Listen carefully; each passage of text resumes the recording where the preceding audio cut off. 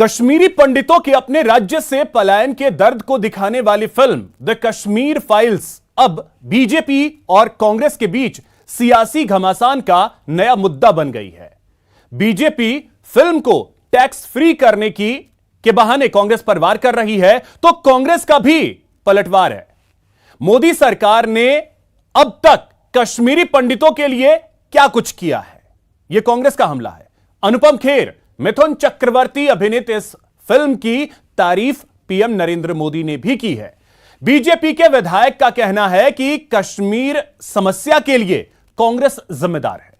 तो कांग्रेस का आरोप है कि 1990 में जब पंडितों का घाटी से पलायन हुआ तो केंद्र में बीजेपी की सरकार थी, ना तो तब बीजेपी ने पंडितों के लिए काम किया और ना ही आज कर रही है।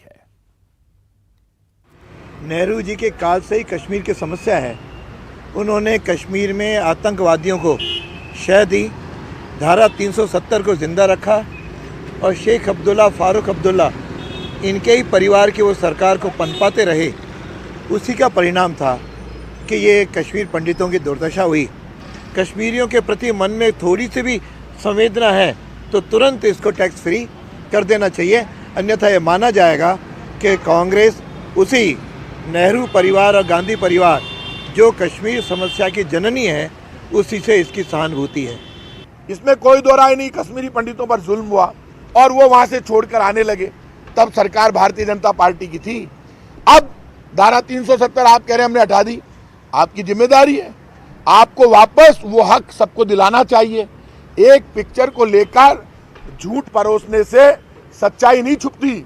90 में सरकार आपकी थी, आपके समय पे ये सब जुल्म हो रहे थे।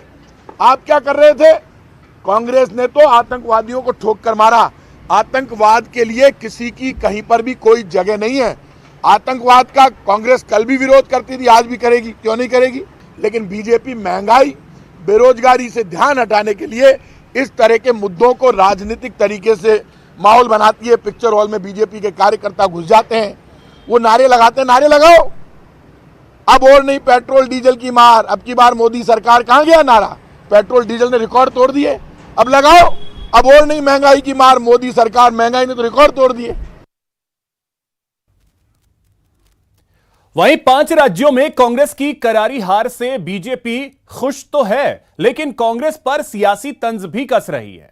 बीजेपी का आरोप है कि जब तक कांग्रेस गांधी परिवार के मायाजाल से बाहर नहीं निकलती है, तब तक उसका भला नहीं हो सकता। राजस्थान और छत्तीसगढ़ फतह के साथ ही कांग्रेस मुक्त भारत का सपना पूरा हो जाएगा।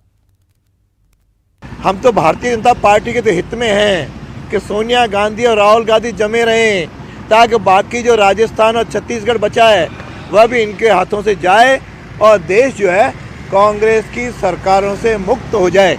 इस प्रकार की स्थिति ये स्वयं ही बना रहे हैं कि अशोक गहलोत केवल अपनी सत्ता बचाने के लिए गांधी परिवार की मक्खनबाजी और उनकी चमचागिरी कर रहे हैं। यदि वास्तव में तो वो भी मन से समझते होंगे कि जो कुछ करें ठीक नहीं है, उनको डर है कि कहीं सचिन पायलट आगे न मार जाए। तो सचिन पायलट और अशोक गहलोत दोनों का कंपटीशन आज राजस्थान में इनको बचाए हुए है। मुझे लगता है कि भविष्य में निश्चित रूप से कांग्रेस मुक्त भारत बनने जा रहा है। अब कांग्रेस पार्टी ने नीतिगत निर्णय किया कि जो भी 5 प्रदेशों के अध्यक्ष है वो अपना इस्तीफा दे। तो 5 प्रदेशों के अंदर प्रभारी कौन लगे हुए थे? अब प्रभारी जो लगे हुए थे उनसे इस्तीफा नहीं मांग रहे, जबकि प्रभारियों के ऊपर संगीन आरोप भी उन्हीं के कार्यकर्ताओं ने लगाया। अब कांग्रेस पार्टी के अगर 5 प्रभारियों के इस्तीफे मांगेंगे तो उनमें 4 इस्तीफे ही मांगेंगे, 5वां नहीं मांगेंगे, क्योंकि 5वां तो उस परिवार से संबंधित है जिस परिवार की वो इस्तीफा मांगने वाले लोग हैं। इसलिए कांग्रेस पार्टी का ये दोहरा चरित्र है। इस दोहरे चरित्र की वजह से कांग्रेस की ये हाशिए के ऊपर पहुंचने की स्थिति बनी है।